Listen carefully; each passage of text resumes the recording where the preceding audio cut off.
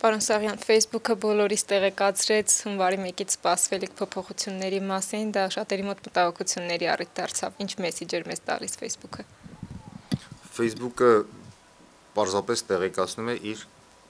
քաղաքականության մասին, որը վերաբերում է անհատական տվյալներին։ Ոչ մի փոփոխություն տեղի չի ունեցել Facebook-ի քաղաքականության մեջ, ինչպես կար, այնպես էլ մնացել է։ Իսկ ինչի է բարձրացել այս խոսակցությունը։ Ուրեմն խոսակցությունը սկսվել է Ռուսաստանի կապի և մասսայական հաղորդակցության նախարարի Նիկիֆորովի Twitter-ում գրանցումից հետո, որը հղում էր արել ռուսական մեկ այլ աղբյուրի Lenta.ru, որը իր հերթին Lenta.ru-ն գրել էր, որ Facebook-ը իր ուզածով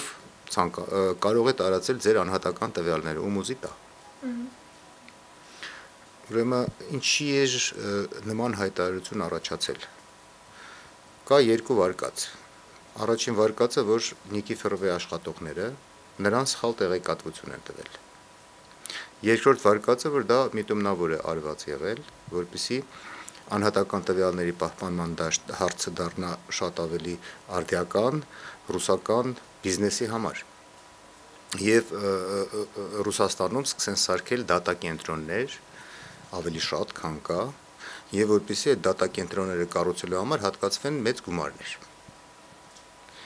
Այսօր Ռուսաստանի դատա կենտրոնների տոկոսը աշխարհի դատա կենտրոնների համեմատ կազմում է չնչին մեծություն, զր ամբողջ 1/10 եթե լինի, կարանք ասենք, որ դա շատ լավ է։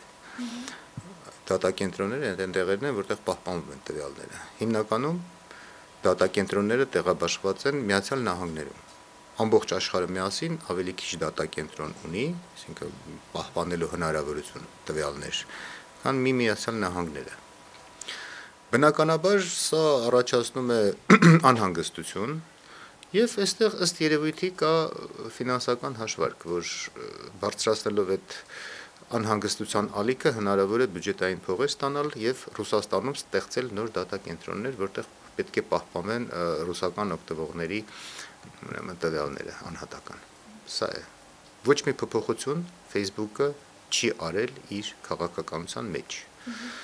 Եվ շատ հեշտ մենք կարող ենք ծանոթանալ Facebook-ի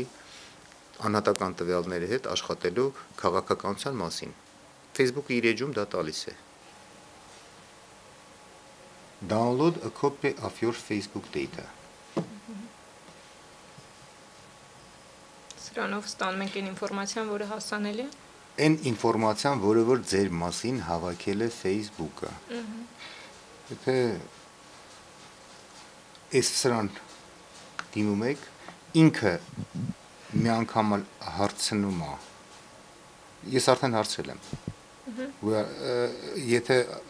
ուրիշ անունով մտնենք, ինքը ստեղ կհարցներ։ Խնդրում եմ մտցրա գաղտնաբառը եւ գաղտնաբառը մտցնելուց հետո ինքը ասում է, որ այն email հասցեին, որը որ դուք նշել եք Facebook-ը գրանցելուց, ես կուղարկեմ ձեր այն բոլոր անհատական տվյալները, որոնք ես մշակել եմ։ Ասեմ, որ անհատական տվյալները տարածելիս Facebook-ը դարձնում է այդ տվյալները անանուն, այնպես ինչպես անում է վիճակագրական վարչությունները։ Չեն տալիս անհատական որևէ տվյալ, տալիս են ընդհանրացված, առանց անձին կապելու։ Հենց ինքը, բայց նախազգուշացման մեջ ասում էր, եթե համաձայն եք մեր պայմաններին, եթե հունվարի 1-ից հետո շարունակեք օգտվել Facebook-ից, նշանակում է ընդունել եք մեր պայմանները։ Այս դեպքում մեզ նախազգուշացման պատճառը որն էր։ Ուրեմն ցանկացած լուրջ հիմնարկություն, որը որ վարում է մշակում է անհատական տվյալներ, պարբերաբար հարցնում է ձեզ, արդյոք դուք ուզում եք իմ ծառայություններից օգտվել, թե ոչ։ Ասենք դուք ստանում եք նամակներ mailing list-ով տարբեր ամիսը մեկ ձեզ հարցնում են, արդյոք դուք ուզում եք շարունակել ձեր ուրեմն այդ գրվածությունը subscribe լինելը, որ մենք շարունակենք ձեզ ուղարկել նամակներ։ Ոչ մի բան չի փոխվել։ Շատերս ամեն դեպքում անձնական տվյալներից ինչ որ բաներ հրապարակել ենք, հա, Facebook-ում։ Դրանք ինչպես կարող ենք ոչ հասանելի դարձնել երրորդ օգտատիրոջ համար։ Ուրեմն միակ ձևը պահպանել, որ ձեր անհատական տվյալները էլ ոչ միտեղ չտարածվեն Facebook-ում։ Դա ձեր անունը փակելն է։ Շնորհակալություն։